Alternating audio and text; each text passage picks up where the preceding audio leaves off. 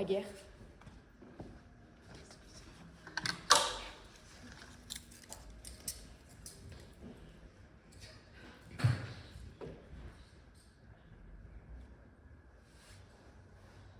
La guerre. C'est la guerre. C'est la guerre dans ma tête, car un rien déclenche une tempête. Comme à l'abri de rien, pourtant je suis à l'abri de tout. Le matin, en descendant au lycée, j'entends les oiseaux chanter et les enfants rigoler de leur cours de récré. Mais c'est la guerre dans ma tête. J'en suis désolée, je m'en veux, parce que j'ai tout. Un foyer, un lycée, et autour j'ai la paix. À croire que ça ne me suffit pas, à croire que ça ne me suffit plus, ou du moins pas encore. Enfants afghans, ukrainiens, palestiniens ou encore somaliens, la paix, vous en rêvez. Et moi je l'ai autour de moi et je ne l'admire pas.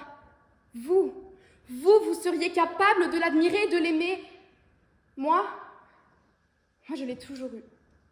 Et je ne sais plus si je l'ai vraiment déjà vu. La paix m'entoure et je m'étouffe, assiégée de liberté telle une enfant gâtée, noyée sous mes possibilités de destinée, angoissée face au choix de mon université, je perds pied. Oui, c'est la guerre dans ma tête.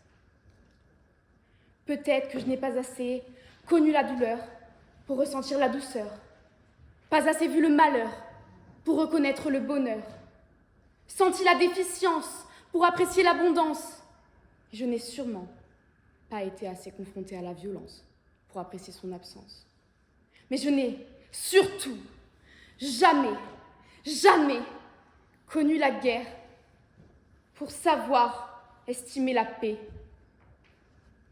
Alors oui, ma guerre est dans ma tête.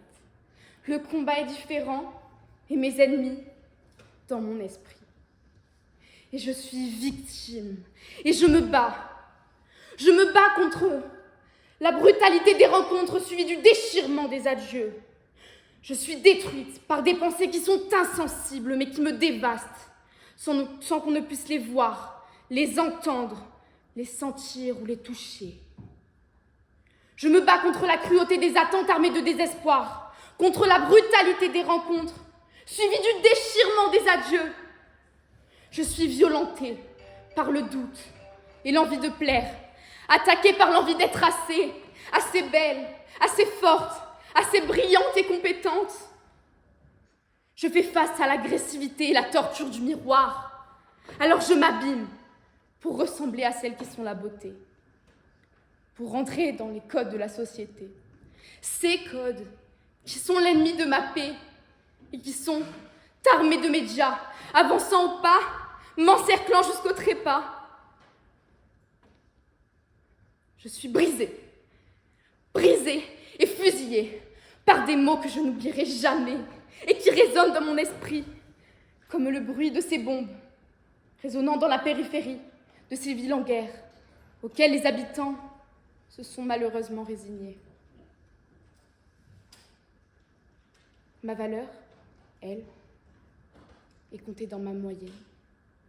Si je ne veux pas être moyenne, je dois me tuer à la tâche. Pour ne pas faire tâche, je dois sourire et réussir. Réussir à faire. Comme si cette guerre dans mon esprit n'était qu'un bruit de fond. Car finalement, vous ne la voyez pas. Vous ne l'entendez pas. Elle ne vous touche pas. Alors faisons comme si elle n'existait pas.